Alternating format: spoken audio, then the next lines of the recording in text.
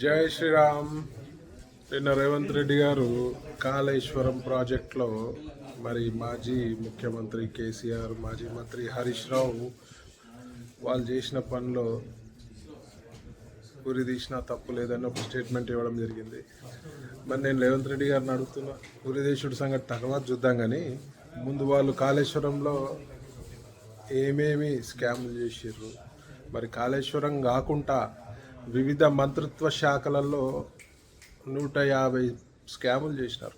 మరి దానిపై నువ్వు విచారణ చేయి, ఫస్ట్ ఉరిశిక్ష తర్వాత ఎద్దువు, కానీ ముందు దానిపై విచారణ చేసి మరి గత 10 ఏళ్లలో బీఆర్ఎస్ ఎంత అవినీతికి పాల్పడ్డదో మరి నువ్వు ఎలక్షన్ ముందు చెప్పినావు. 1,00,000 కోట్ల పైన బీఆర్ఎస్ నాయకులు స్కాములు చేసినారు, వాళ్ళతోటి పైసలు కక్కిస్తా, ప్రజలకు మేలు చేస్తా అని ప్రగల్భాలు వలికినావు కదా. మరి ఇప్పుడేమో నువ్వు మీడియా ముందుకు వచ్చి ఉరి శిక్ష చేస్తా, అది చేస్తా అని చెప్తున్నావు.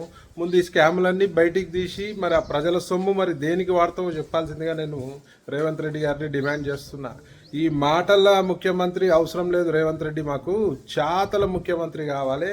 మరి నువ్వు ఎలక్షన్ ముందు ఎన్నెన్నో మాటలు చెప్పినావు, మరి ఇప్పటికీ ఎన్ని రోజులు ఎన్నేళ్ళైంది నీ గవర్నమెంట్ వచ్చి, మరి ఏం చాతలు చేసి చూపిస్తావు అనేది మరి నేను అడుగుతున్నా.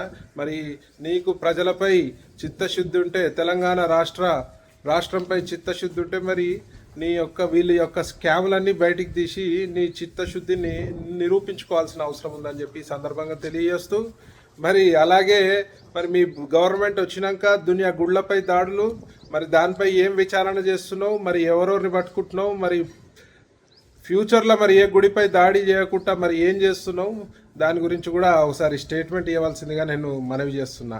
జై శ్రీరామ్. మీ చికోటి.